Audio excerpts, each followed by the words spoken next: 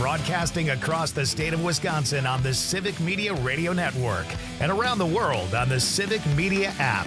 This is the Dom Salvia Show. And now, here's your host, Dom Salvia. And welcome to the Dom Salvia Show. You can be part of this fine production. Call us 855-752-4842, 855-75 Civic. Jess P.S. is on the board. We got some guests. A big show for you folks today. Wisconsin State Senator-elect Jody Habush-Sinekin is going to join us at 4:30 today. And my favorite socialist, Harvey Kaye, Professor Emeritus of Democracy up at UW Green Bay. He will join at 5 o'clock. Well, we're not quite a week in, but, we're getting there. It's been a lot to deal with, but, we're managing and we're getting there. We have some. We do. We're here. You're here. We're here. I'm here. Right? Our minds are still spinning, perhaps, and dealing with the consequences of losing this election. The incoming Trump administration is starting to line up some of their cabinet picks, and we're going to dive into some of that today as well. But first, happy Veterans Day to all the veterans out there. Joe Biden spoke today in honor of the veterans. I think we should start with the current president. Let's start with a little sugar. Let's keep it sweet. Let's keep it positive. The sacred obligations for our veterans. Let's hear what Biden had to say on today's Veterans Day. We have many obligations, but only one truly sacred obligation. Sacred. Prepare those we send into harm's way and to care for them and their families when they return home and when they don't. And when they don't, of course, the greatest sacrifice that can be made. President Biden honoring the veterans today. Cut number 2, please, Jess. It's been the greatest honor of my life to lead you, to serve you, to care for you, to defend you, just as you defended us, generation after generation after generation. The president, he addresses the PACT Act. This is the Promise to Address Comprehensive Toxics Act. That's PACT. The VA to basically cover some more toxic substances. Here's what the president had to say in that regard. I'm proud to announce that the VA will expand the number of cancers covered under the PACT Act. And finally, Joe Biden. God willing, we will make sure that any rare condition you've developed is covered. We're committed to getting this rule in place by the end of my term. Yeah. Good luck. I mean, I certainly appreciate that. It makes total sense. Why would we not have things covered through the VA for those that would, sacrifice themselves for our country? Sure, maybe they got out alive, but now you're poisoned with X, Y, or Z for the rest of your life. Certainly we as a society, as a civilization, as a country should certainly get behind our veterans. So there was the president honoring the veterans today on Veterans Day. Thank you to all the veterans out there. As mentioned, going to have Wisconsin State Senator-elect Jody Habush-Sinekin at 4:30, but the local news regarding Wisconsin today making a little bit of national news as well. The Wisconsin Supreme Court hearing arguments over the 1849 abortion ban. Yes, we're still talking about this. This is still going on, according to the Journal Sentinel, Jessica Van Ingeren, and our friend Jesse Apoyan. The future of abortion access in Wisconsin now in the hands of the Wisconsin Supreme Court. The good news is, though, Justice, as written here, a liberal-leaning court. Thank goodness. They heard oral arguments today whether an 1849 law specifically bans abortions or whether subsequent laws or court rulings override the 175-year-old statute. Now, Dane County Circuit Court Judge Diane Shipler ruled in December of 23 that the law in question does not apply to abortion, but to feticide. A consensual abortion is sought out by a pregnant woman who voluntarily determines to end a pregnancy. Shipler's ruling was based on a 1994 state Supreme Court decision that determined feticide is a non-consensual act in which somebody batters a woman to the point she loses a pregnancy. So different, right? Definitionally different. Attorney General Josh Kaul argued in the lawsuit that the 1849 law has been invalidated by abortion laws passed since Roe v. Wade decision, including requirements that a woman must undergo an ultrasound before an abortion, along with a counseling appointment and a 24-hour waiting period, and restrictions on medication abortions and telehealth access. Now, liberal Justice Rebecca Dallek quickly challenged the validity of the 19th century law, emphasizing it was passed before women and men had equal rights. Well, do we have that now? I guess I'm not clear. Working on it. We're still working on that. In 1849, Dallek said the only people who had rights were white men with property. 1849. Or as the Republicans would say, the good old days. Justice Jill Karofsky, also a member of the court's liberal majority, said upholding the 1849 law, which makes no exceptions for cases of rape, incest, or the health of the mother, would mean signing the death warrants of women and children. Yep. So we hopefully will get some sort of resolution to this because, again, folks, self-governance, this thing never, ever ends. And we have a Wisconsin Supreme Court election coming up next year as well. So there we go. That's the current news. Make it all the national news here in the state of Wisconsin. Still a thing, still fighting it. And hopefully that liberal Wisconsin Supreme Court will make the right decision. Dave Zweifel over at the Cap Times, like this guy, old cat, says what's on his mind. He has a You relate? Oh, not that old, Jess, But of course, the years between us is probably close to the years between me and Dave. We knew he was a monster, then we elected him anyway. It's been interesting, certainly. This past weekend, we had a party at the house, and my cousin came in from Detroit, watched the Detroit Lions game last night, and wow, what a comeback! But anyway, we're not going to go into sports. And so getting together with friends, it was scary movie night. Every year we have Steph organizes a party, about a dozen friends and family come over, and we eat, drink, smoke, and watch scary movies. And we have like one main event. And then we watch a bunch of goofy classics or whatever the case may be. And we all just sit around and just have a great time. It's a great escape. And it's been a lot of fun to unplug for me since, I don't know, like Friday at 6 o'clock till about 3 o'clock this afternoon. And I am... still processing everything, and it's going to be a while. Yeah, and I vacillate between my feelings and whatnot, and but I am concerned for friends and family and folks that are taking it really hard, and I get it. The feelings are real, and the threat is real. Some of the discussions of it that come across my ears, moving out of the country, that thing. We're leaving that. Mm-hmm. Like Cartman from South Park, F you guys, I'm going home.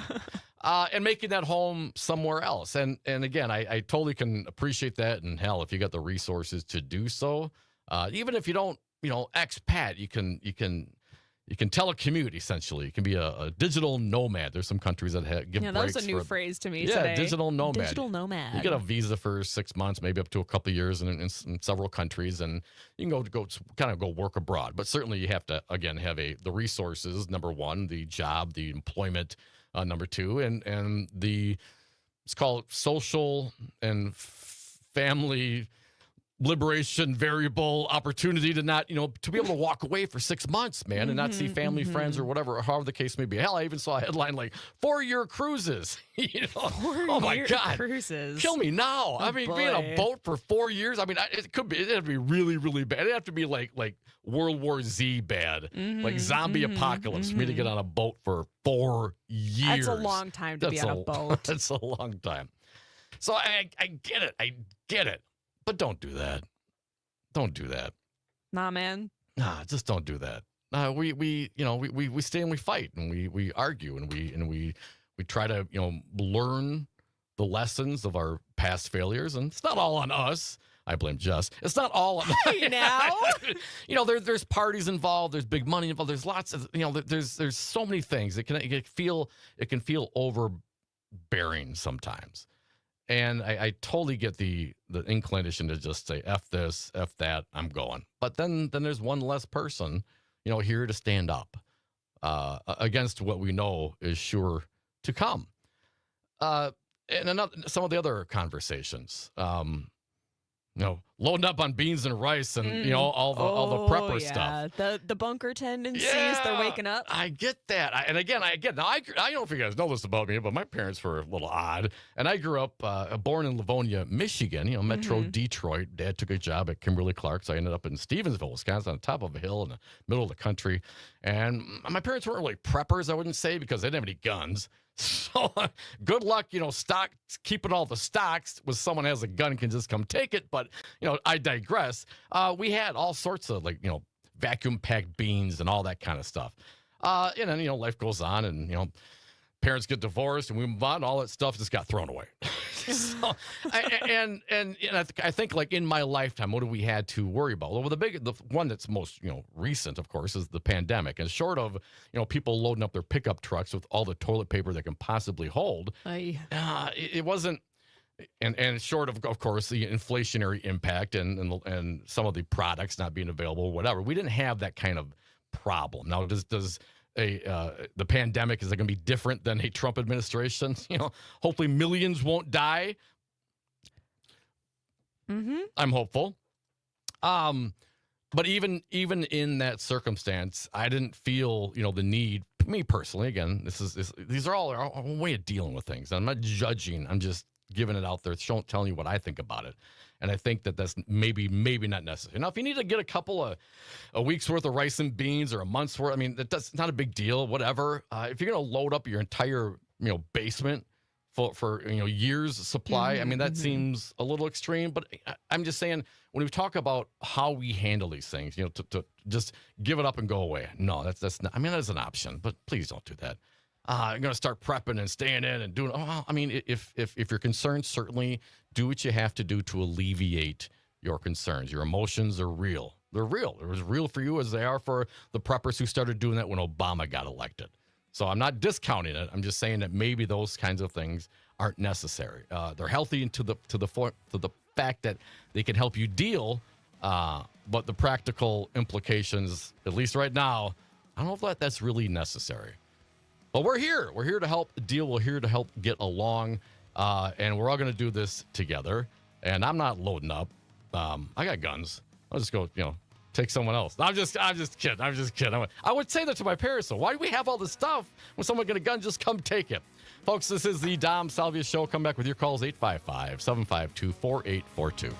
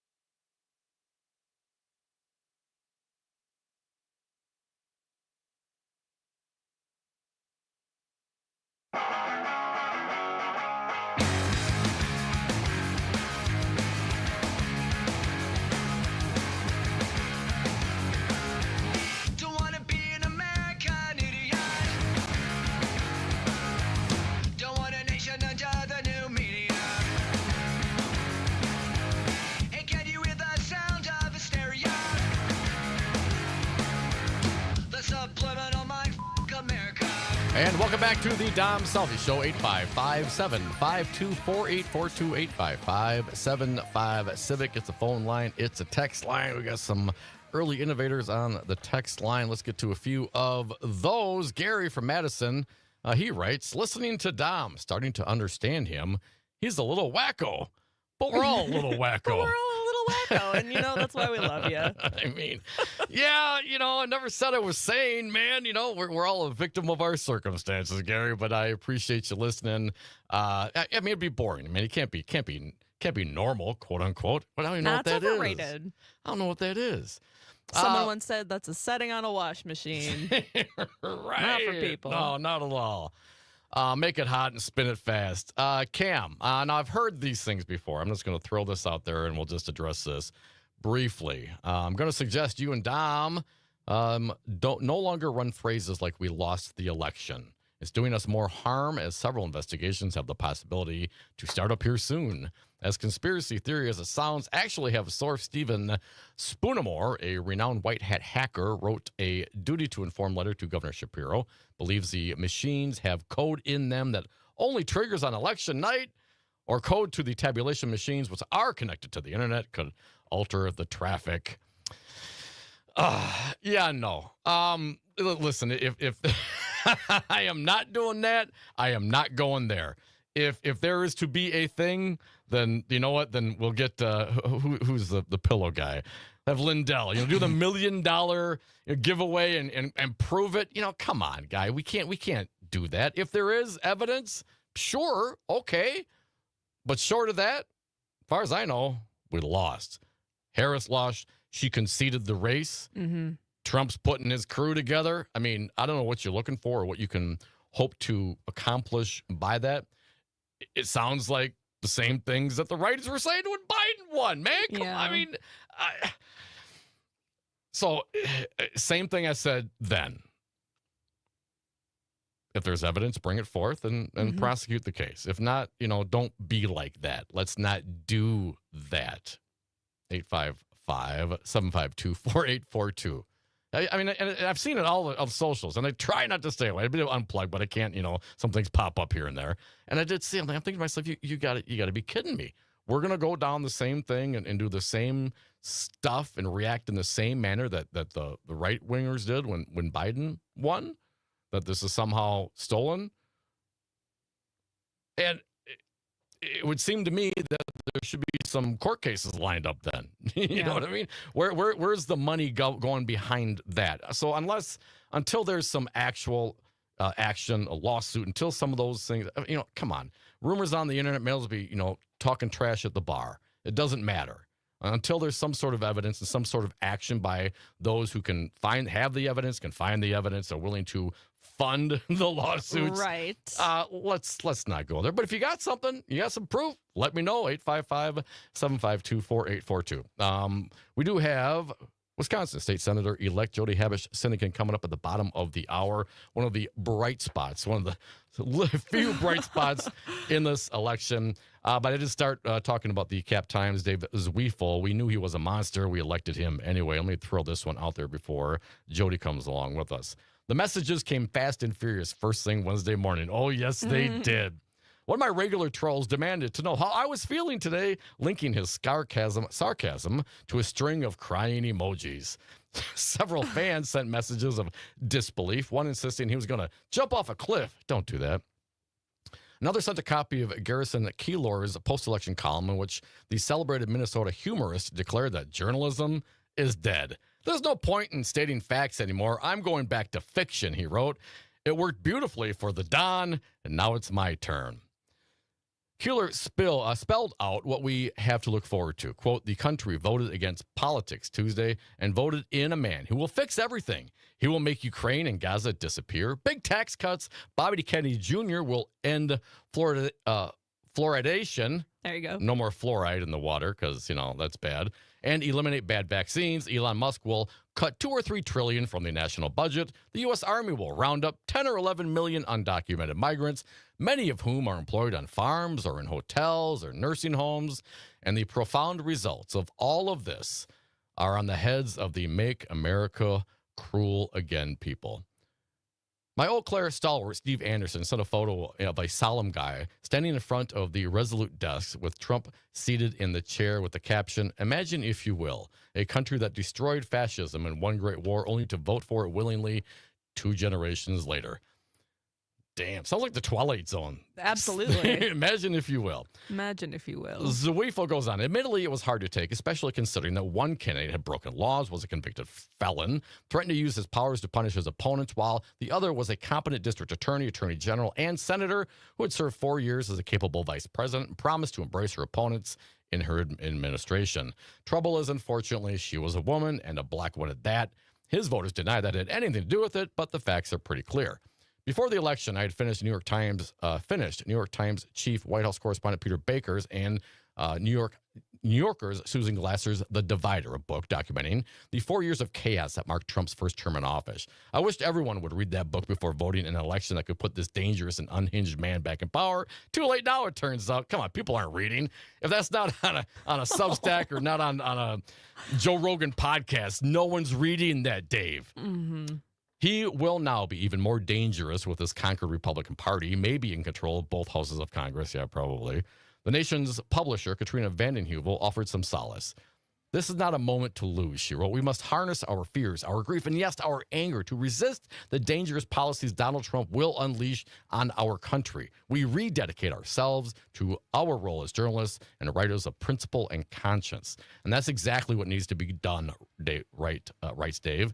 Trump and his legions of yes-men will stage an all-out assault on Americans' institutions and its most vulnerable people during the next 4 years.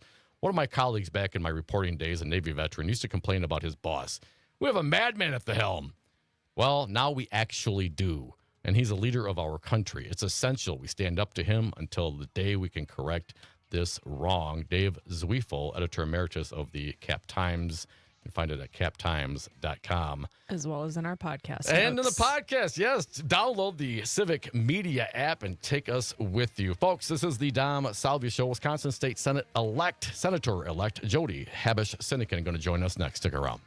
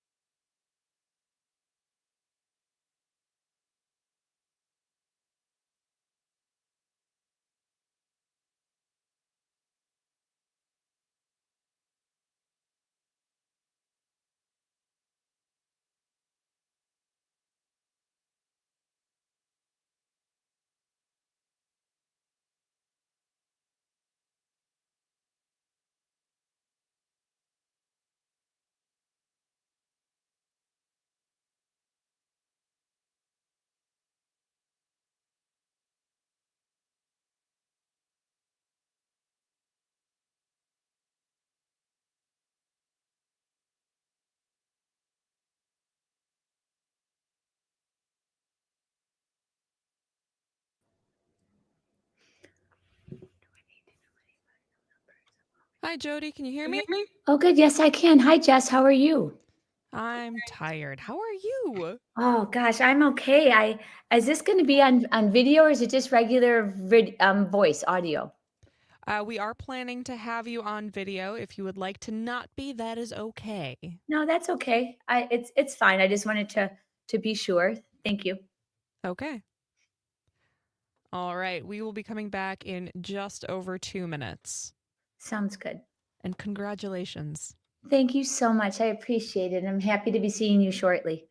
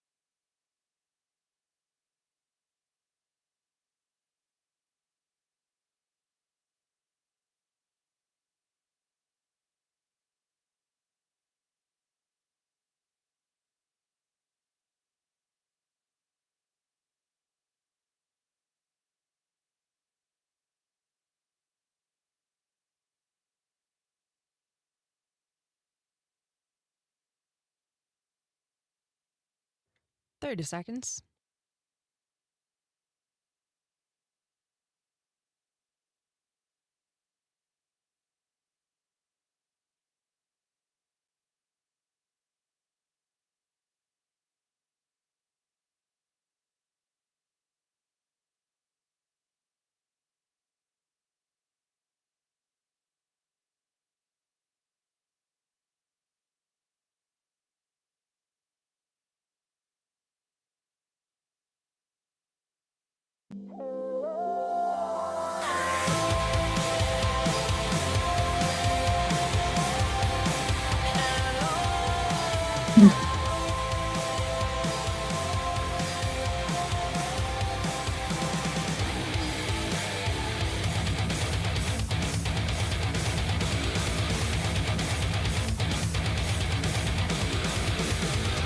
And welcome back to the Dom Salvia Show. Thank you so much for listening. Jazz does hell to introduce to you right now Wisconsin State Senator-elect Jody Habush-Sinekin. Congratulations on a bright spot in an otherwise bleak day. Jody, welcome to the show. Thank you very much. Happy to be here. It is our pleasure to have you. New maps here in Wisconsin's 8th Senate District. Now, unfortunately, I moved away from the district this election cycle, Jody, so I couldn't vote for you this time. But new maps seemingly have helped. But you've labeled yourself, Jody, as a consensus builder as well. What do you think puts you over the top here? It really was that message, our ground game, and all the thousands of doors, the meet and greets, the phone calls, the tens of thousands of postcards. It was an enormous community effort with solidarity such like I've never experienced before. That really is what got us there. Is I'm sure you're aware, the communities in this district were the only ones in the country, really, of the few who avoided that red wave. Washington County, Waukesha County, the portions in Senate District 8 really held strong and actually moved bluer. Jody, you're still going to be in the minority in the state senate, hell, even in the legislature as well, as not all the senators were not up for election this cycle, and we'll still have elections in 2 years again. What would you like to see done? What do you think is important to produce and to do in order to fulfill your obligations, your promises, and what you think your constituents want? Absolutely. What we want is progress. We want to move Wisconsin forward, get past all this partisan divisiveness, and the take no prisoners approach, and start making the necessary improvements and investments in our local communities, in our education system, K-12 up through the university level, codify Roe v. Wade, and secure women's reproductive health for doctors and for families in Wisconsin. There's so many issues that we need to make progress on that have been held hostage for the last 10 plus years under the gerrymander. And we'll have to continue to fight for those changes and moving forward. Jody Habish, Sinekin, Wisconsin's 8th Senate District elect. Jody, there's been a lot of reflection here since the election last week. What's your experience? You've run before and you were not successful, and you keep trying, you keep fighting, you keep going, and you pulled it out this time. What lessons do you think you can that you learned might be applicable to everyone's reevaluating and looking back at what happened in this election cycle? My experience the first time around, as you are well aware, was under the old maps. There is a 12-point disadvantage to any Democrat running in then Senate District 8. Under the new maps, that was cut in half. So we still had about a 6-7 point disadvantage, but we were able to overcome it, again, by really speaking to folks about the value of legislators in Madison working across the aisle with one another, which has long been Wisconsin's tradition as a purple state. I think that message of putting down a bit of the partisan camps that we've all separated ourselves in, to really try to understand each other, what it is that we need in our communities, in our nation, and try to figure out a path forward. That seems to be what has been missing a bit, and I hope that we can heal and make some progress at the national level too. Jody Habish, Sinekin, Wisconsin State Senator-elect for the 8th Senate District here in the state of Wisconsin. Some of the criticism on the national level, Jody, has been as a party that perhaps the Democratic Party has not supported, not gone after and tried to woo the working class of this country. Obviously, you pulled this out. What's your assessment of that critique? In my meetings, I've met with so many unions and folks concerned about labor and people across this district, which includes many, many working people in Butler, in Lannon, Menominee Falls, Port Washington, you name it. I am talking to those people.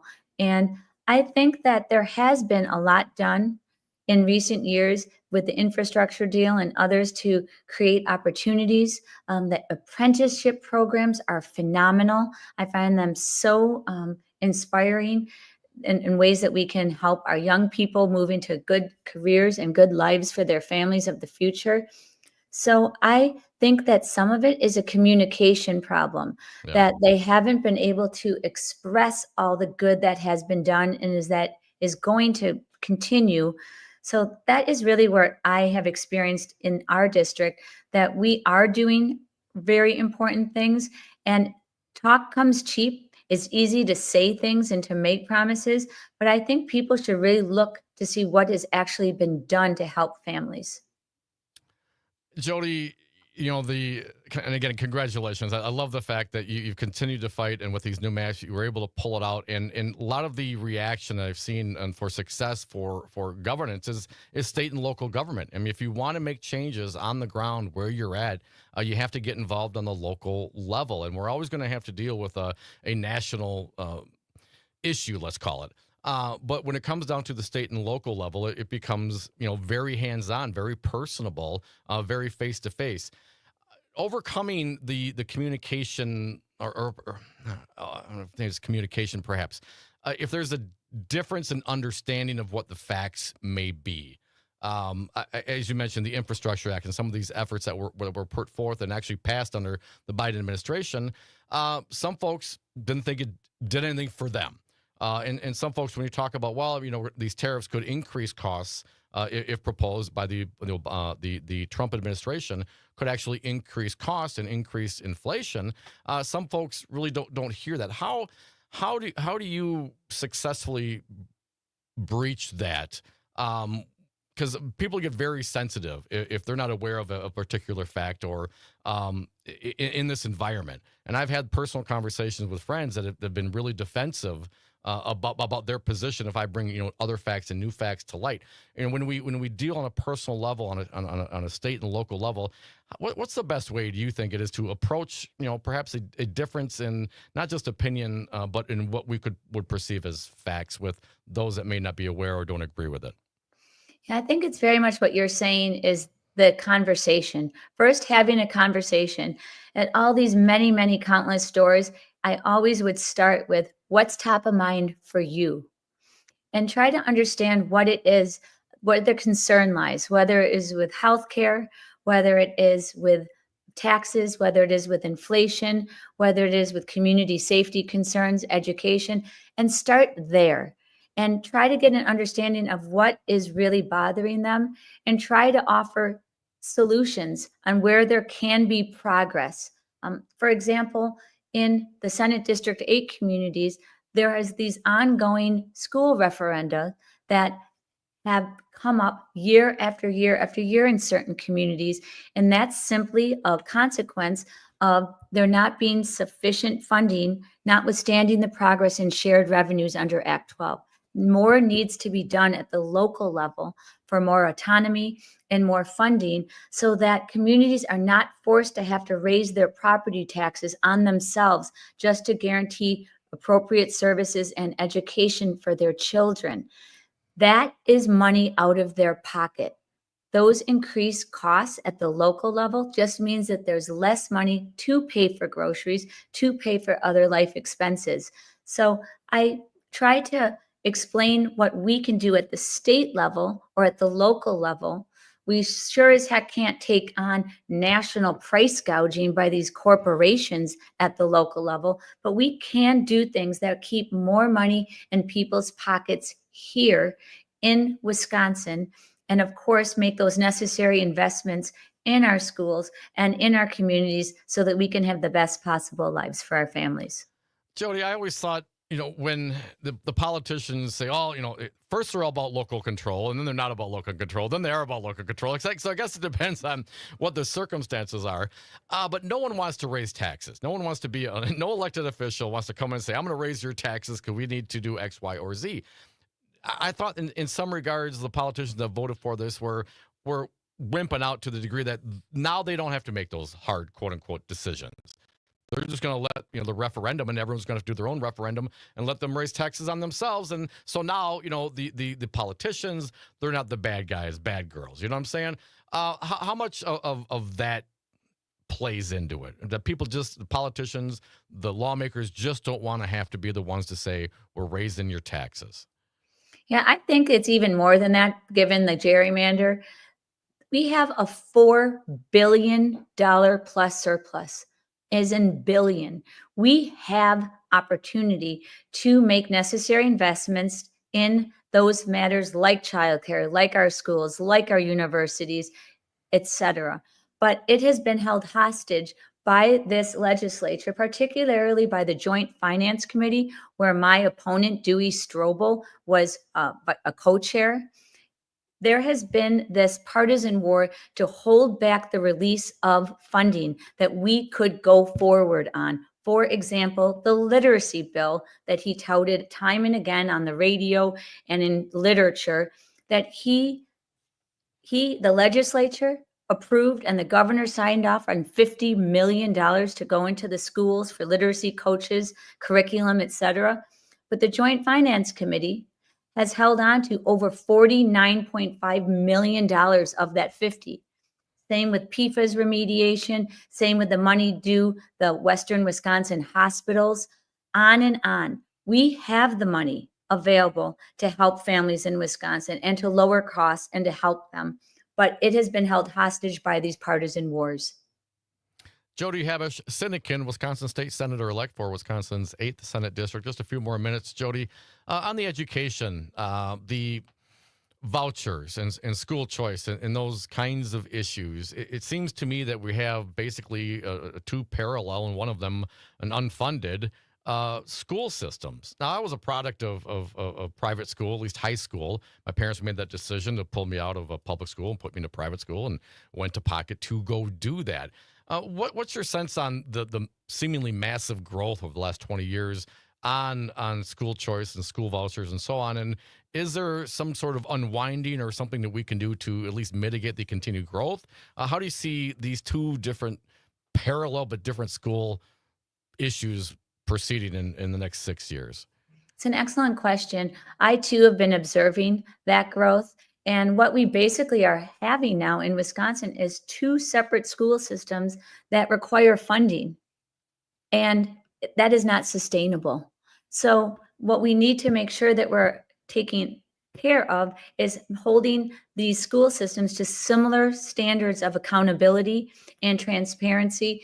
And particularly when it comes to special education funding, there needs to be comparable standards so that the public school system isn't unfairly burdened with special education needs that is paid at such a disparate rate than the voucher schools, which places enormous burdens and a disadvantage on our public school system. So there just needs to be a really good and careful look at this, because everyone, I think, can agree that we need an excellent education system for our children, for Wisconsin's future, for our economy. And there is so much dysfunction out there and lack of accountability that I'm very much hopeful that we're going to make some progress on this and address the concerns that you just raised.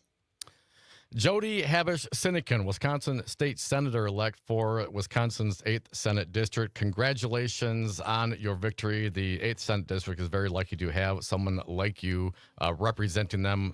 We look forward to you serving your seat, and hope you come around a lot here in the future. Thank you so much, Jody. Thank you, Dom. I appreciate it. And thanks, Jess. Appreciate Always. Folks, this is the Dom Salvia Show, 855-752-4842. Going to come back with some of your calls, 855-75-CIVIC. you.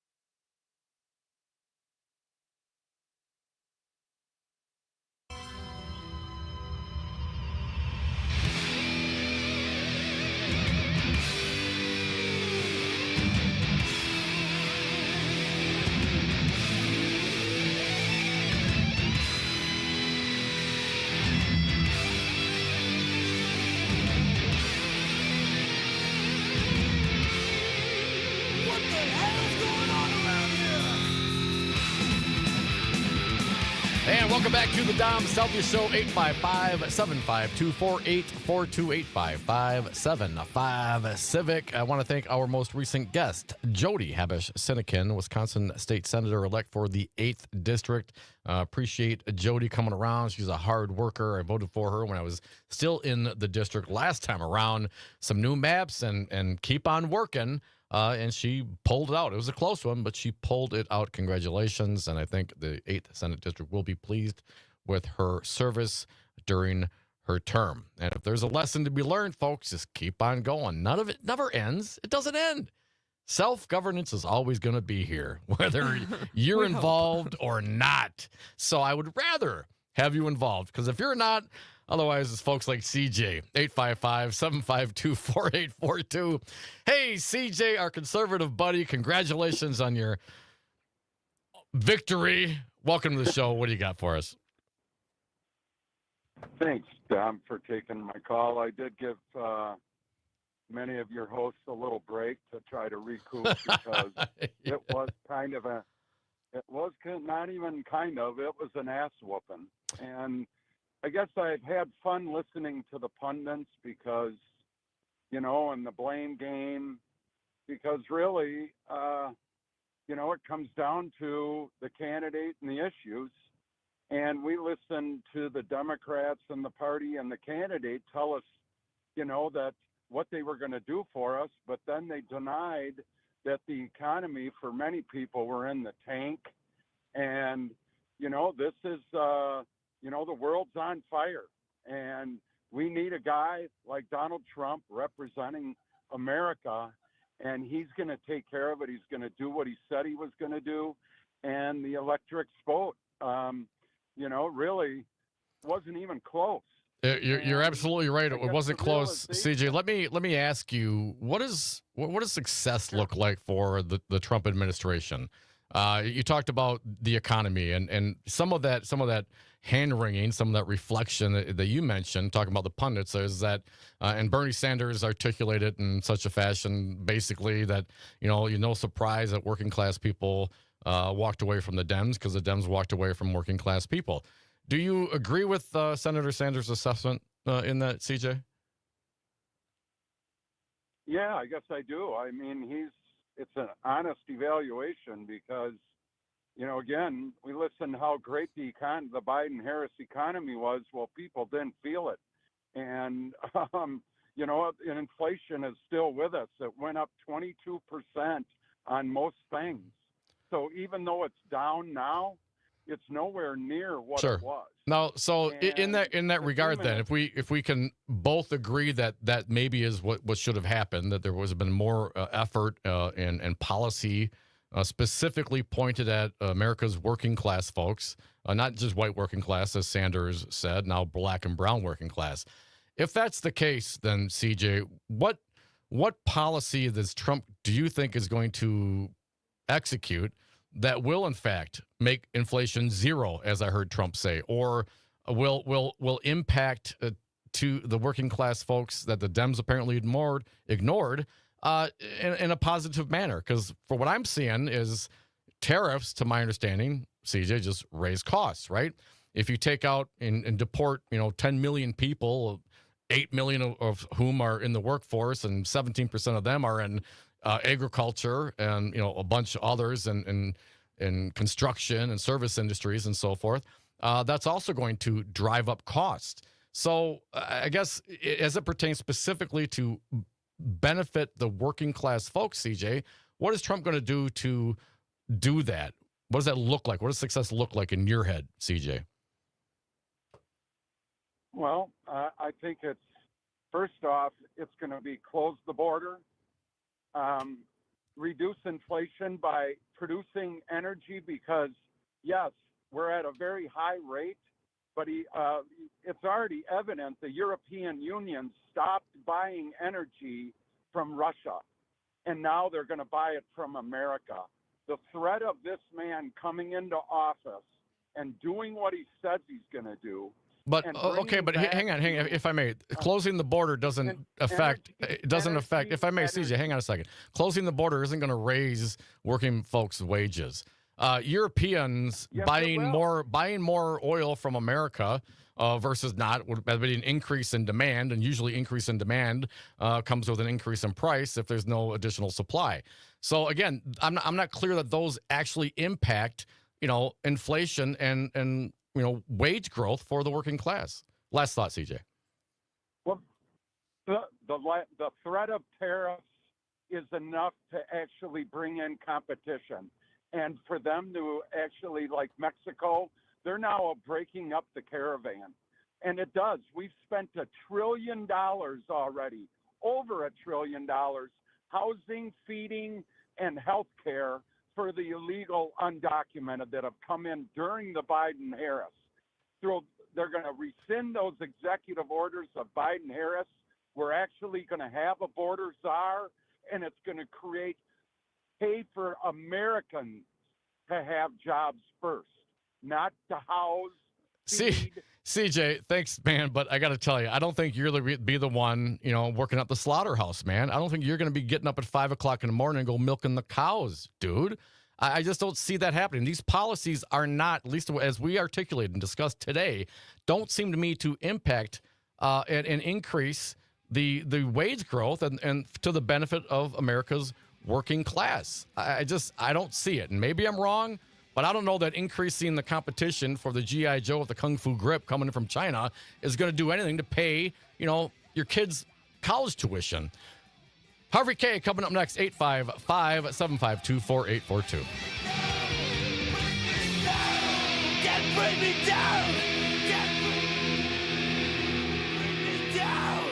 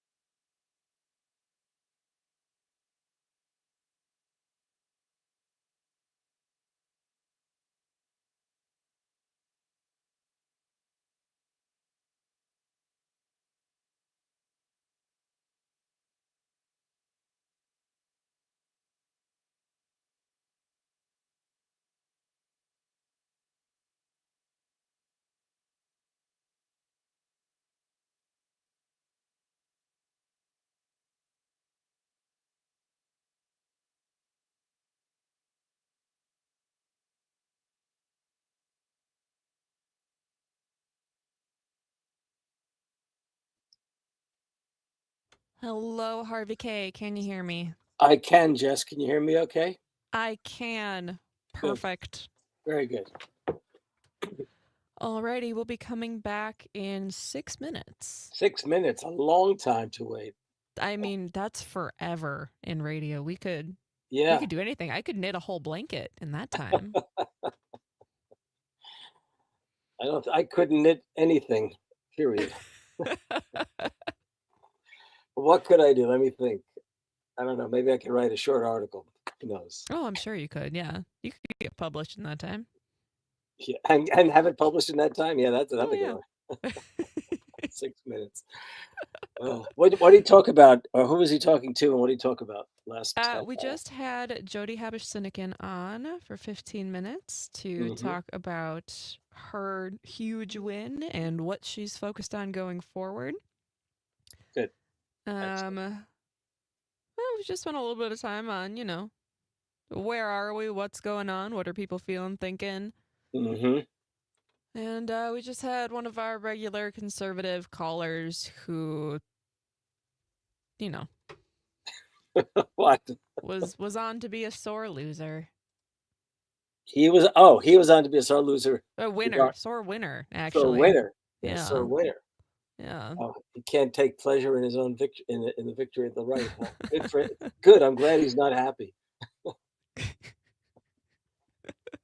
Why should we be the only ones not happy? Indeed. All right, I got to take care of some stuff. We'll be coming Okay. back in a little bit over 4 minutes. Gotcha then. Okay, doke.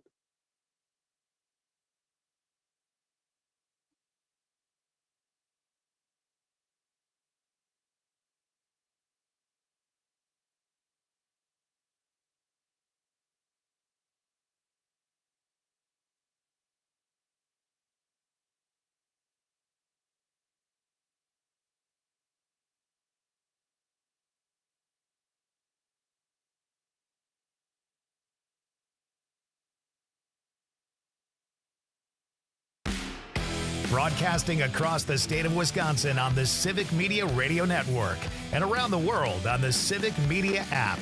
This is the Dom Salvia Show. And now, here's your host, Dom Salvia. And welcome to the Dom Salvia Show. Happy Veterans Day to us all. To all the vets out there, thank you so much for your service. You can be a part of this program, 855-752-4842. Jazz as hell to introduce our friend Harvey K., Professor Emeritus of Democracy at University of Wisconsin, Green Bay, friend of ours. One of my favorite socialist Democrats. I'm not sure. I don't want to speak for you, Harvey, but I've been thinking about you, brother. How you doing, man? Hold on 1 second. I decided get your ears in. You gotta get your ears in. I should plug in. Jess said she heard me fine, but just in case. Yes, gonna make it That's perfect for the people. You sound great, Harvey. Welcome, man. How you doing after this election, man? I'm not happy, I can tell you that. Come on. I am not happy at all. At first I was literally emptied of any kind of emotion. By the end of the day, I was decidedly angry, and I'm channeling my energy by writing a piece regarding David Brooks, the New York Times columnist, because he came out in his column the morning after the election and said that he was, basically, among other things, he said that maybe the Democrats, should try to remember that they were the party that combats inequality, number one. And then he went on to say, which was really curious, that keep in mind he's a conservative columnist. He went on to say that maybe it's time the Democrats, maybe they should have already done it, it's time the Democrats talk about really doing some Bernie action if they can get back in. Might make him uncomfortable, but it seems to be the only way to address the class divide in this country. It's hard for me to comprehend, and I think there's a lot of different things to look at, but just on a macro level, Harvey, that the answer for the working class is to put in a billionaire for president. I mean, doesn't it seem to be kind of like one of the reasons why we are in the position that we are is because of the billionaire class? And that perhaps real wages haven't gone up in 50 years for working class folks because of the billionaire class, because of the way our economy is structured. It seems to me that there's a disconnect there somewhere, Harvey. What do you think? Yeah, it's decidedly a disconnect. And in the case of David Brooks, his argument was that the Democrats had become so elitist that they had literally robbed working people of respect, and it was time they addressed that. I'm not going to go into my critique of it this second, but I do think that it's in some ways it's not surprising, because one thing you really have to remember, if you don't mind my going back a little bit, in 2016 there were two folks who offered alternatives to their respective parties. Donald Trump offered an alternative to the Republicans, and Bernie Sanders offered an alternative to the establishment Democrats.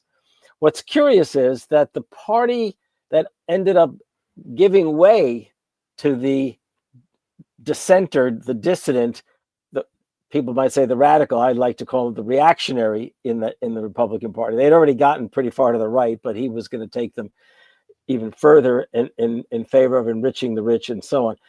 That they basically embraced Donald Trump. They didn't like it, but they did so. In the case of the Democratic Party, both in 2016 and 2020, the Democratic establishment went out of their way to block Bernie Sanders.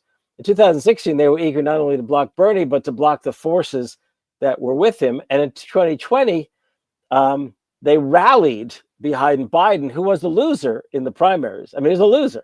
Yeah. In fact, all the other Democrats were essentially losers. Bernie wasn't romping as he had before, but he was definitely the likeliest winner. And I actually believe he could have won.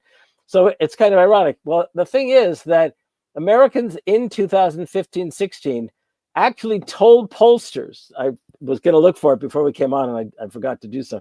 They told pollsters they actually wanted radical change in America. It wasn't always clear as to what they meant by that, but what that implied is they were absolutely fed up with the party establishments. Right. And so the Republicans go with Trump, and the Democrats went with Hillary Clinton. And undeniably, she got the majority. Not the majority. Well, yeah, she got the larger, yes, the larger popular vote, Yeah. popular vote. Thank you. But it was also the case that she lost Pennsylvania, Michigan, and Wisconsin, which cost her the election in the Electoral College. Well, here we are today, and what do we have? We have all of these years. We've practically had an age of Trump, in the sense that he sort of cultivated the anger and the hostility and the fear and the divisions, but he did so in a way that seemed to excite a vast number of people. Now, this time it was even more surprising because across the board in every sector except African Americans, Trump and the Republicans saw an increase in their vote. Having said that, let's not forget this was not a red wave. Okay, it was not a red wave. The problem is the Democrats lost the votes. Well, but Harris did not do as well as Biden did. Well, that's right? what I mean. Yeah, the Democrats lost, especially in the case of Harris. I mean, she lost what was it, like 14 million votes that Biden previously had picked up. No, so I think the people who were going to vote for Trump were in a way they were already there, but on top of that, they were really kind of fed up with the Democrats telling them how good the economy was when they knew otherwise. And in some ways, I've read, that Harris has good reason to at least take pride in the fact that she came back from what was a real deficit for the Democrats in this country. However, it's also the case that she lost. Okay, I mean, she lost. Period. A lot of people say, well, you can't elect a woman, or you can't elect a woman of color. I think it's the case that, basically speaking, the Democrats were working from a real deficit, and it was hard to climb out of that deficit. On top of which, she moved to the center during her campaign. Right. I mean, why would you move to the center when everyone knows that that people are looking for a change? Well, I mean, and that's a good point. And perhaps it was tried to show the compromise and build the coalition, and I get that. I'm not clear on Harvey. I want your opinion. Did the effort to bring out Liz Cheney, and I would say it's one thing to bring her out and have her endorse you. It's another thing to go on the road on a tour. You know what I'm saying? You can have someone in the band for like one show, but if you're going to bring them out on the tour, man, it's a whole different thing. And then on top of the celebrity vote, the lot of very rich, talented people getting behind Harris. Do you think that kind of turned off? And one more thing besides that. The bros, everyone's the bro. There were the Bernie bros, and some of those Bernie bros didn't show up for Clinton, last time around, and perhaps that terminology, and I know it's ironic to say that name calling and all that would impact people, but maybe it did. What's your take on that? Okay, I mean, there's a lot. Yeah, you just said a lot of things. Let me take up the first. Let me take up the Liz Cheney question. Yes. I never quite grasped why she was taking up Liz Cheney stuff when anyone who was a decent Republican was probably not going to vote for Trump. Okay, I mean, they weren't going to, but to bring her to the state of Wisconsin, really, and go on the road when what she really needed to do was go on the road with labor leaders, get Bernie to go. I mean, Bernie had been a supporter of Biden, then he backed Harris. Take him on the road with you. I don't see any problem with a celebrity like Taylor Swift or otherwise endorsing. I don't think that cost them. But I'm not so sure it necessarily drew all the more people to vote for. I mean, that's not clear. But let's put it this way. Going on the road with Cheney meant that she could not go on the road with certain other people. Yeah. And I think that was a mistake. The opportunity cost. That's exact. Boy, you're good. That's a good way of putting it. The opportunity cost. That's right. Folks, you're listening to the Dom Salvia Show. That's Harvey K., Professor Emeritus of Democracy at University of Wisconsin, Green Bay. Some of the other reflections, Harvey, Biden got out too late. You buying it? Oh, absolutely. No. I tried to resist. So it's all Biden's fault. Harvey, come on, man. Wait. No. He absolutely did get out too late. Okay. I mean, I don't think there's any doubt. And I can tell you that, I mean, I was never a huge fan of Biden's or Harris's. Neither one of them were my candidates going into 2020. However, I thought, to my surprise, he at least made an effort to do the kinds of things that needed doing. I think he could have done a lot better if he had learned something from all those years in the Senate as to how you convince people to do things. Like,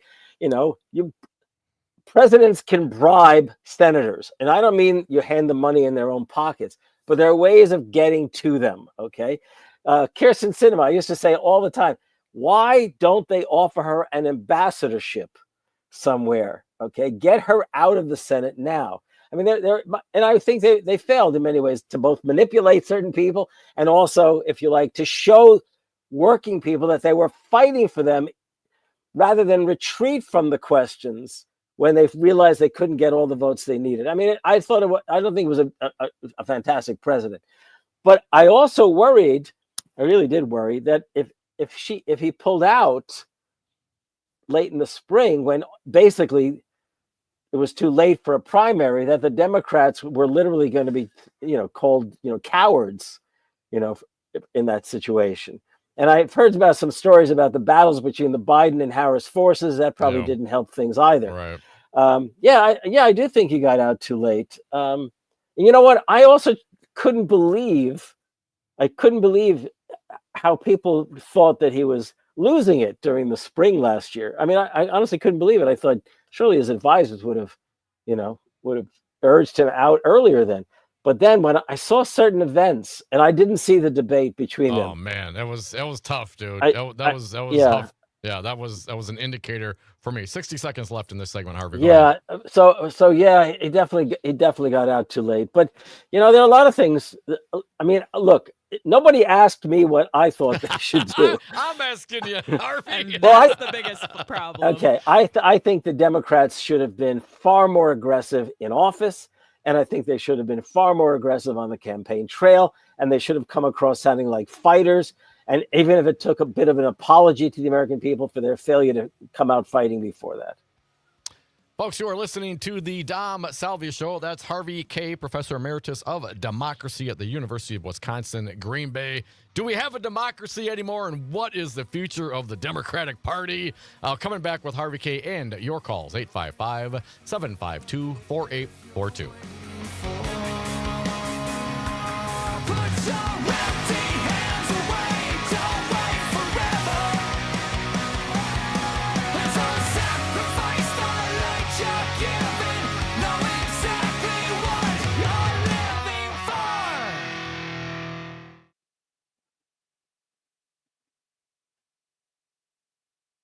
Are we off? We're on break, Harvey. Okay, how many minutes this time before we go back? 2 minutes. Oh, good. Okay, good. I don't want to get bored. I assume when he asked the question he did at the end, Dom, he's thinking we should talk, is the United States still a democracy, and something like that, right? Right, that's what he wants to get into next segment. Okay. Yeah, it's hard.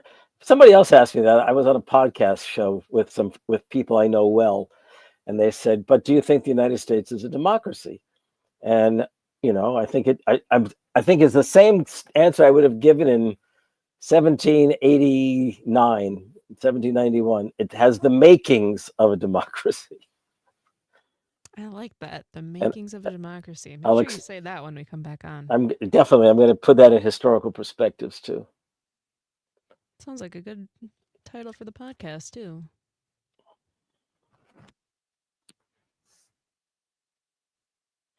We also have the makings for anything but a democracy right now. So we got to be very, very attuned to what's coming down. Plus, we got to figure out how to create. I'll say this too. We have to quickly figure out how to create a vast alliance of folks from liberal all the way over to socialist and radical. I mean, it's just, you can't futz around now. Mm-hmm. Am I allowed to say futz on the radio? Can I say Yes. F-U-T-Z? Okay, good. You can, as long as you're really clear that that's a T and a Z at the end. Oh, I will. I promise you. Yes. Yeah, no, I won't. How soon are we going back? How much time did I just kill? a decent amount, 10 seconds. We're coming back right we're now. back. Okay.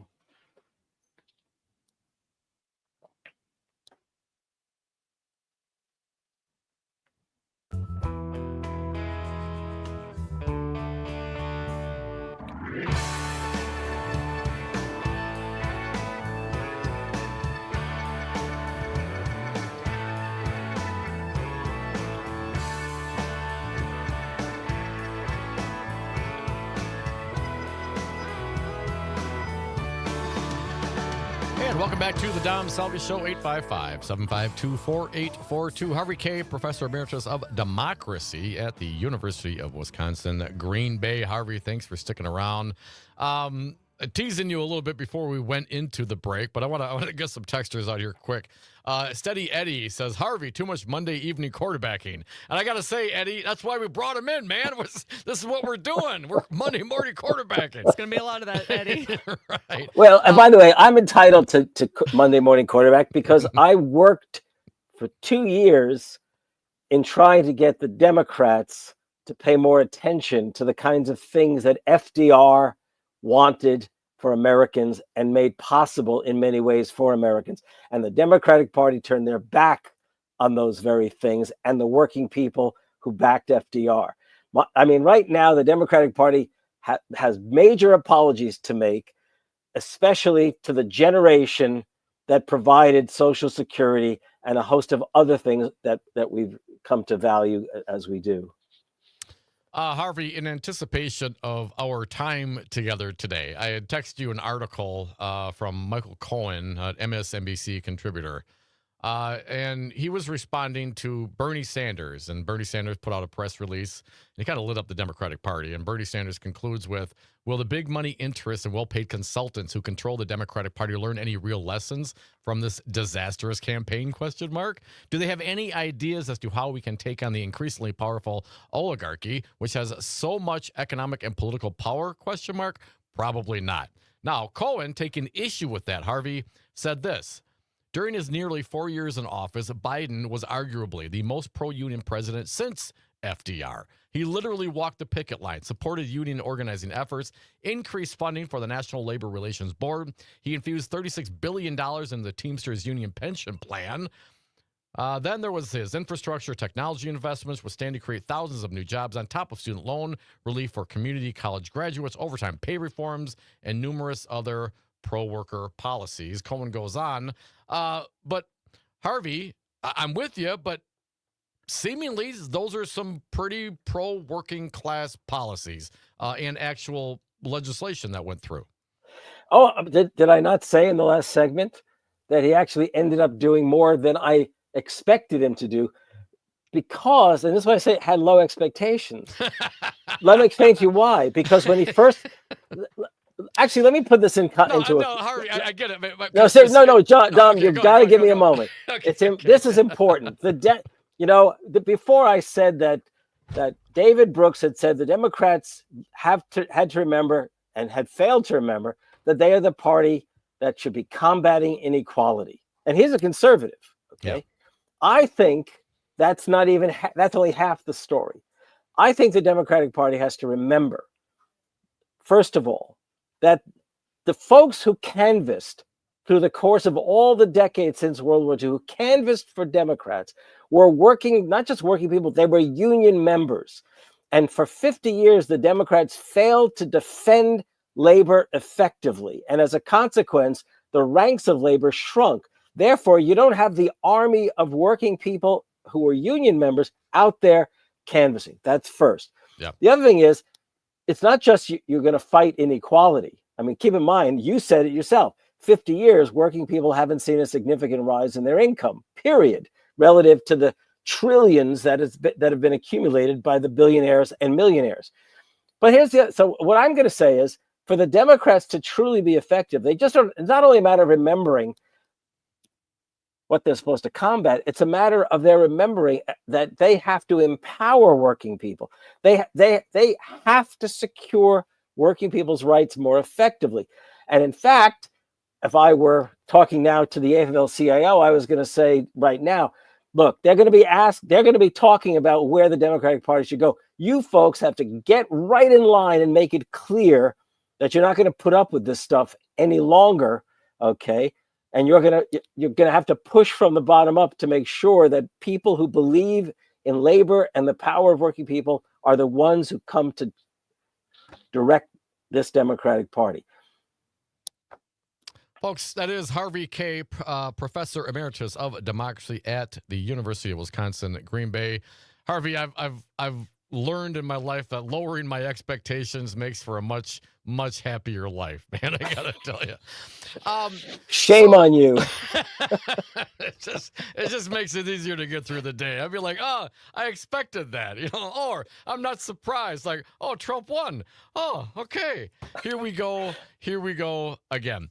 You must be independently wealthy if you can say those kind of things. No, man.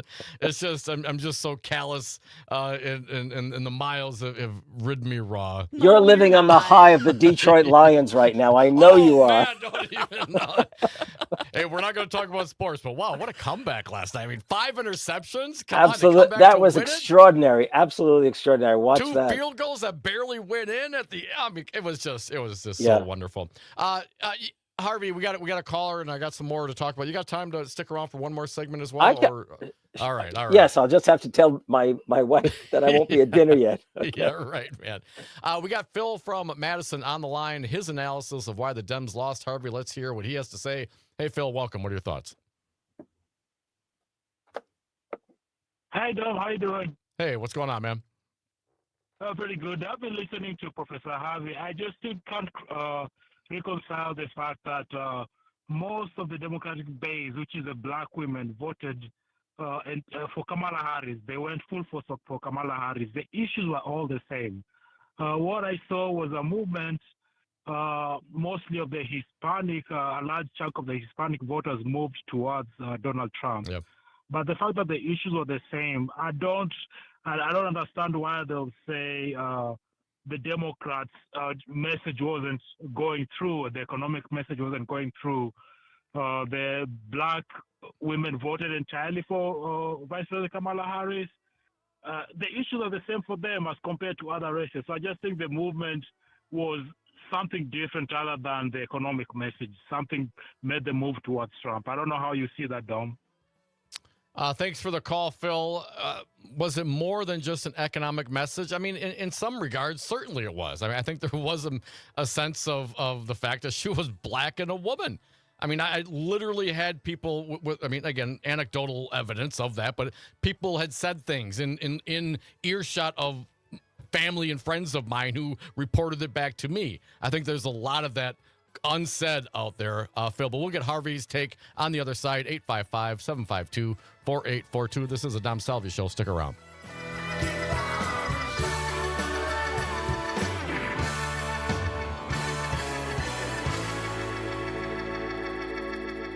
All right, 5 minutes, Harvey. Okay, Jess, I'm just going to tell my wife I won't be right away for dinner. Hold on. Lauren, I'm doing another segment. They got callers. Yeah. I'm not sure. Let's see if Jess is still there. I'm going to ask. Jess?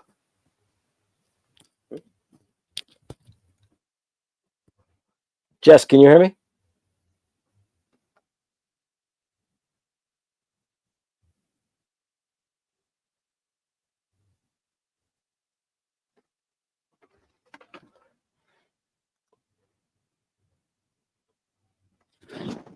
She's not responding. She must have taken it's a quick break.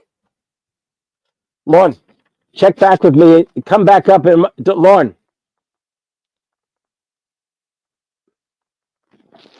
Just check back with me and I'll try and signal you with fingers, okay?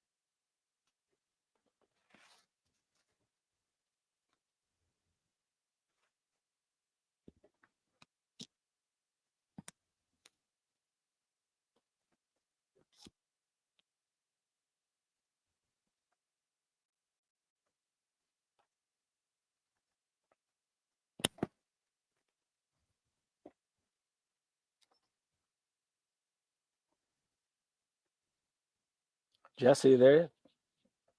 I'm here. Oh, okay. How long is it going to keep me on? Do you know? 15 more minutes. Okay, that's good. I hope you don't just mute me for 1 second so I can shout to my wife. Okay, You got it. Lorna, 15 minutes. 15 minutes. Okay, you can. Okay, We'll be back in 1 minute. okay. I thought we were going to talk about whether we were a democracy or not. Is it? No, We we'll got. get there, we'll Have we get got there. callers? Other callers? Not on the line at the moment. Okay.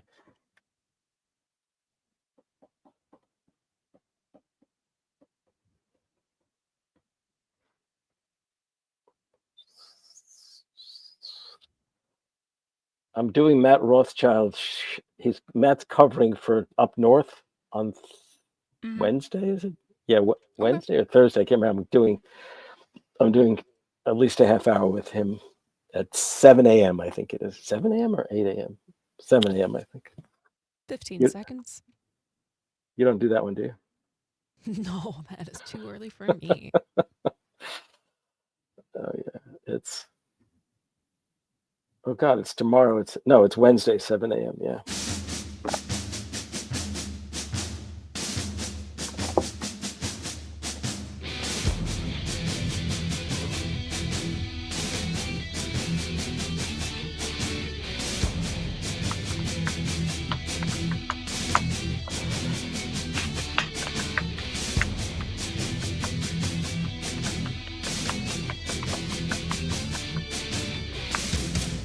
And welcome back to the Dom Salvia Show, 855-752-4842-855-75 Civic. Jazzed as hell. Harvey K sticking around for an extra segment. Professor Emeritus of Democracy at the University of Wisconsin, Green Bay. Harvey, I want to get into the democracy conversation, but I want to get your thoughts from our last caller, Phil. Wondering the economic message, in his opinion, wasn't terrible. Were there other factors that would have played a role? Your thoughts, Harvey? Well, this is a quick sociological analysis. First of all, I think African Americans have learned to be very aware of the threat of racism intensifying. Okay, and I think that enhanced their, if you like, affection for Kamala Harris versus Donald Trump. That's first.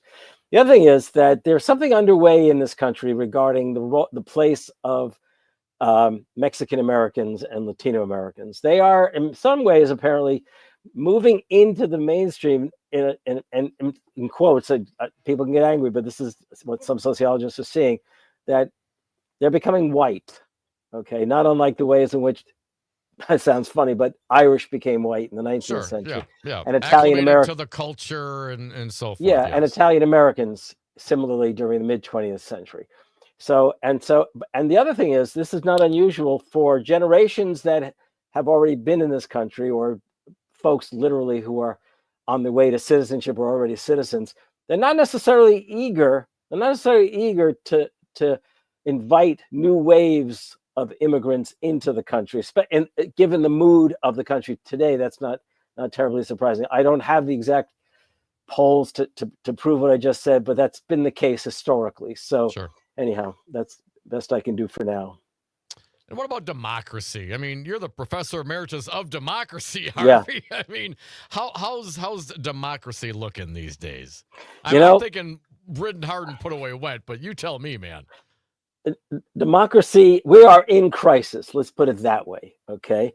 I'm hoping that in 6 months we have not actually fallen into the abyss when it comes to the question of democracy. I was saying to Jess, in fact, during the break, that we got to think about the United States not as specifically a democracy yet, that it has always had the makings of a democracy.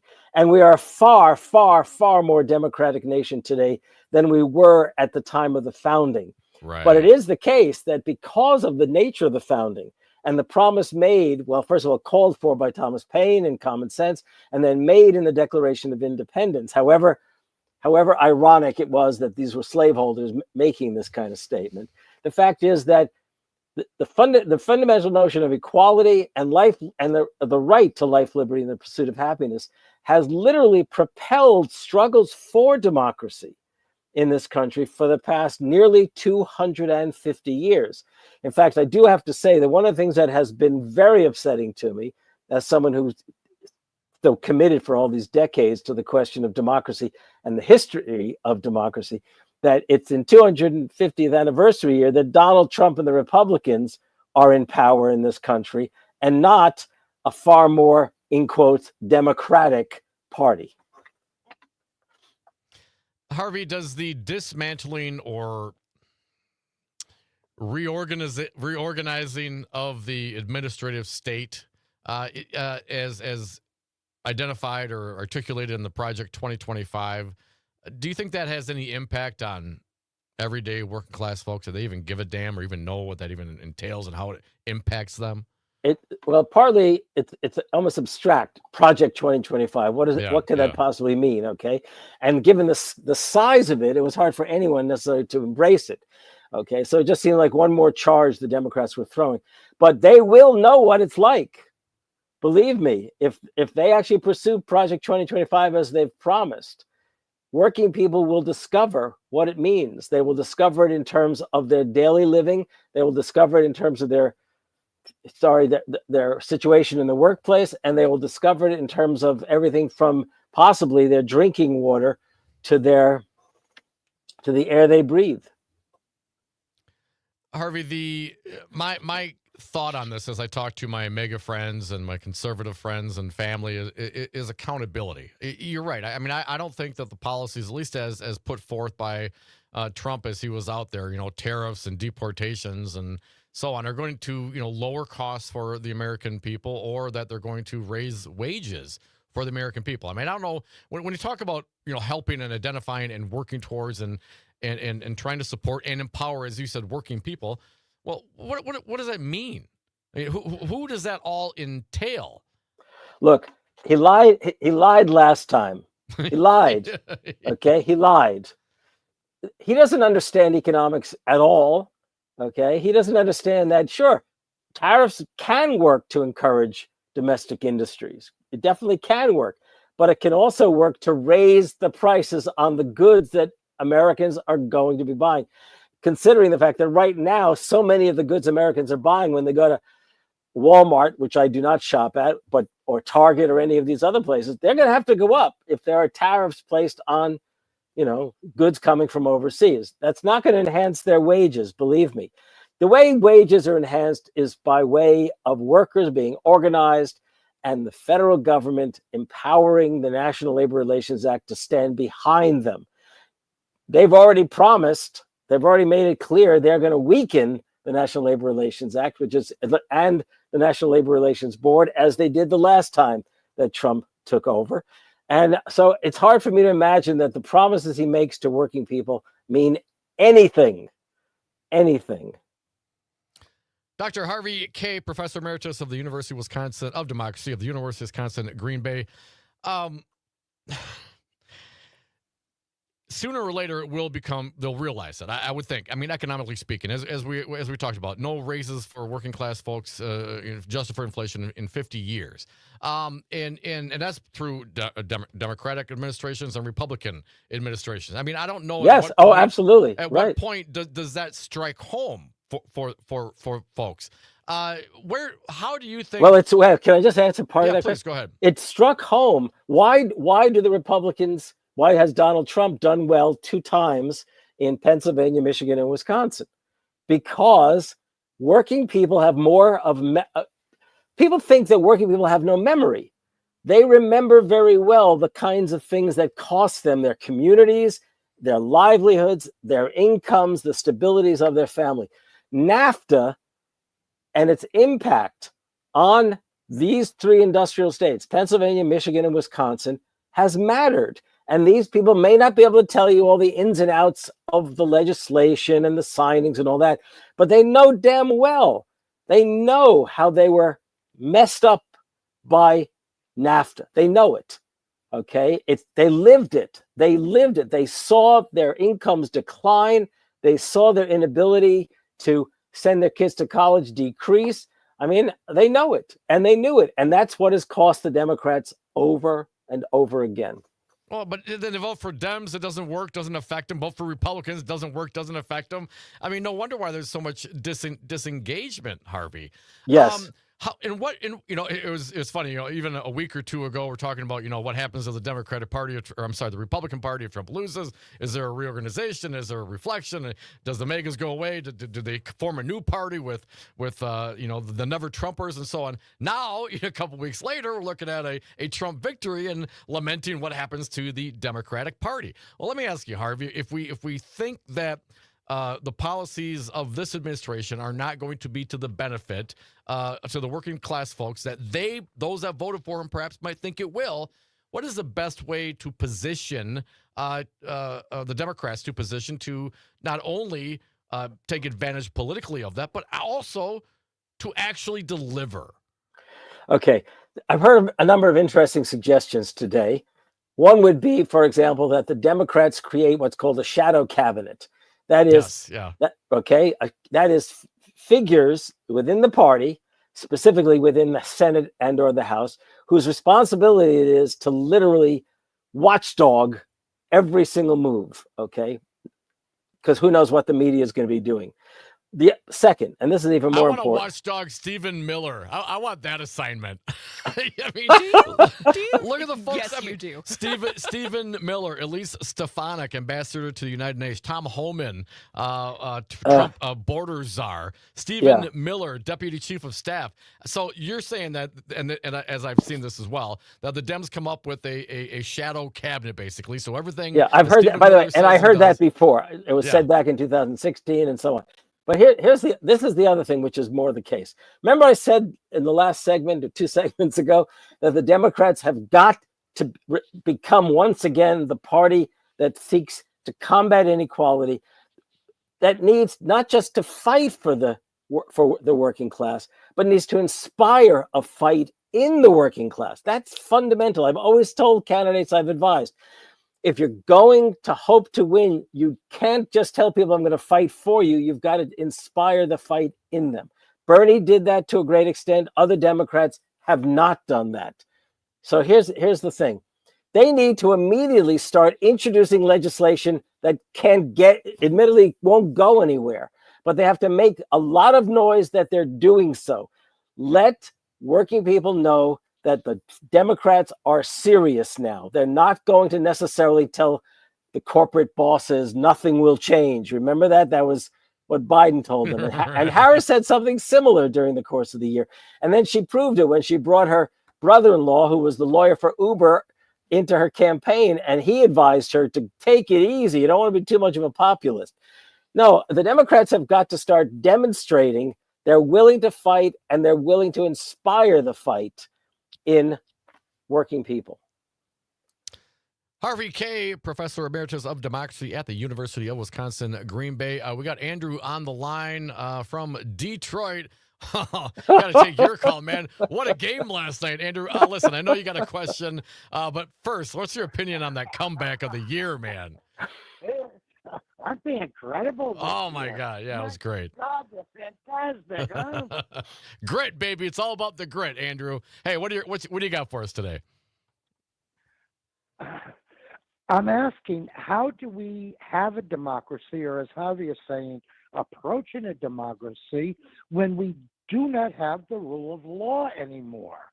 I mean, the man that's going to sit in the White House, we can't go after him. And the second thing is, I love Harvey's idea of a shadow cabinet, but I think they also need to watch the white elite in the Democratic Party. The white elite in the Democratic Party now has to climb into the back seat and let Big Ma drive the car.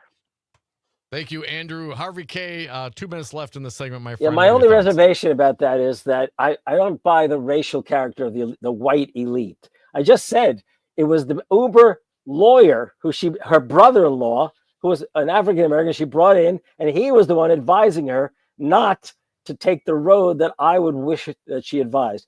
I do think, however, what we want to say is the corporate elite. The Democrats have got to learn to point the finger at the corporate elite. Bernie was in the vanguard of doing that. The rest of them have been cowardly about that. That's the kind of thing you got to do. Harvey, in the last couple of minutes here, the rule of law. I thought, Andrew, that's a great that's question. important. How do we have Yeah. a democracy if we don't have the rule of law, which, of course, Republicans have said they run on and believe? Last 60 seconds, Harvey, what are your thoughts? Okay, quickly. There are times when the rule of law should not have ever been applied. That takes me back to the 19th century. I am equally concerned about it, but it also helps if the Democrats would have brought in an attorney general who believed that you make a fight over this question of the rule of law. And you fight, and another thing they could have done earlier. I mean, they waited, 18 months to start prosecuting what was already in front of them. Almost sounds conspiratorial, doesn't it? It certainly does. Harvey K., Professor Emeritus of Democracy at the University of Wisconsin, Green Bay. Hey, Harvey, thank you for your time today. Look forward to speaking to you soon. And always a pleasure. Keep up the good fight, my friend. Thank you. All right, folks, this is the Dom Salvia Show. Last segment of the day, 855-752-4842.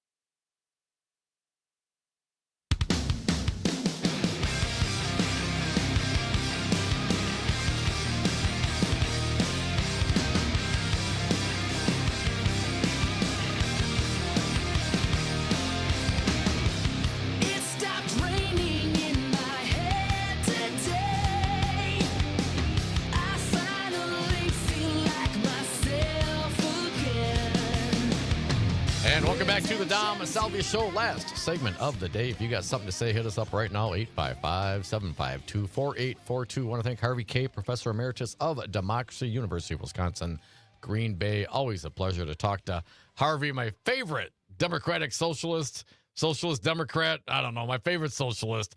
You can find him He wears that title with pride. He does. Find him on the Twitters at Harvey JK, Harvey JKAYE.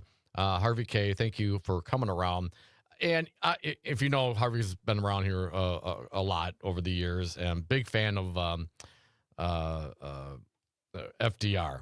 And when he did this, has a comic strip out on FDR trying to explain the history of it, and he does a great job of it. And I loved what he had to say about, combating inequality, and not just say you're going to fight for somebody, but inspire them to fight as well. Rhetorically, of course. Inspire them, stand up for yourself, claim your rights, claim yourself, claim your person. And that takes a lot. And I think, but there's so much value to that, because you can only fight as an individual so much. You can inspire people to do that, inspire people to get involved and take charge, not only of their personal endeavors, but certainly in self-governance as well. I mean, it takes a lot of time. It does. It is a dedication, but we need people involved.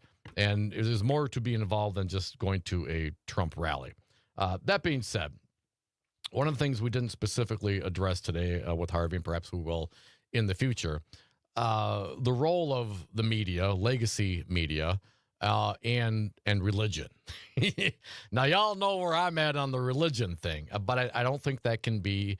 We can't have these conversations without addressing the religious inspiration and motivation and of some folks. And frankly, there's some really hardcore religious folks out there. I mean, if you're of the type, and I am not, as you know, that think he was saved by God. It doesn't really matter, and he's going to help push Christianity back into the classrooms, quote unquote. Doesn't really matter what the personal economics are, So I think there are some things there that need to be addressed, and I don't know that I've seen a whole lot of research or articles or writing on the religious influence on this particular, and hell, all elections, but this one in particular, and as well as the media. I mean, is it now, podcasting and Joe Rogan is what people look to for the media as far as a source of unbiased question mark information? I mean, I don't know what people are looking for. There's this weird kind of combination of media, of information, of entertainment, right? Of FU-ism, let's call it. I mean, I get that. I got a little bit of that in me. Just a little. A little bit. But then it's also, you relate perhaps to people like Joe Rogan and some of these other folks that have been apparently very influential, the TikTok and so forth. The problem, obviously, that I see with that is there's no standard. I mean, if you're a journalist, generally speaking, if you're writing for the Washington Post or the New York Times or the Milwaukee Journal Sentinel, Cap Times, we got friends. We reference those articles quite a bit. If those folks are going to put some BS out there, and again, there's a difference between a fact reporting piece and opinion pieces. Folks, remember that. There would be consequences to just loading up a bunch of BS. You get fired for that kind of stuff. There are no consequences if you're just, tuning into your IP address to your podcaster and they're just feeding a bunch of BS and you don't question it, you don't care, it sounds right to you, and it just goes on, becomes fact in your minds. That silo and without a pushback, I think is also problematic. And I'm not clear how legacy media addresses that. Obviously, a lot of legacy media, those folks have their own podcasts and so forth, but certainly not to the degree and not to the influence that we've seen, at least in this election cycle. 855-752-4842. Let's squeeze in Cindy from Appleton. You will have the word. What do you got, Cindy? Well, I wish we'd find a different word than fight, because to me, fight is a very negative word. It's a very divisive word. I wish they'd get into words like persevere and tenacity and persistence and endurance and things like that, because fight to me is such a negative connotative word. Got to fight for your right to party. I mean, what do you think? Brawl? What would you rather have? How do you describe, pushing back against, a political belief that you find problematic? What would you use? I'm down. I get it. I mean, fight is. I agree with you. Absolutely. I just don't know what would stand in. Like some words, the F word is very, very versatile. Fight is an F word. It's not very versatile. It describes what we're doing. We're fighting. We're fighting for democracy, right? We're standing up to democracy. What would you like to see, Cindy? I'm down. Help me out. Resist Resist, resist. Resist. Oh, what if That's you're a ahead much though? better word. What if you're ahead? Then you're defending. Well, we're certainly not ahead right now. Well, now with that attitude, Cindy, hey, thank you so much for the call. Appreciate you listening. I want to thank our guest today, Wisconsin State Senator-elect Jody Habush-Sinekin from the 8th District. Congratulations, Jody. As mentioned, a bright light in an otherwise dreary election cycle. Actually, Wisconsin did okay. The maps were good. We picked up some seats. We'll keep on fighting there. Ben Wickler did a good job here in Wisconsin. I actually did see his name mentioned for the national DNC in some articles this weekend. I tried not to read, I promise. Also, got to thank Harvey K., Professor Emeritus of Democracy at the University of Wisconsin, Green Bay. Thank you, Jess P.S., for everything you do. Thank you to our fair audience. Stick around. Nightlight with P. Schwaba is coming up next. I will see you tomorrow. Overtime with Maggie Dawn, 4 o'clock.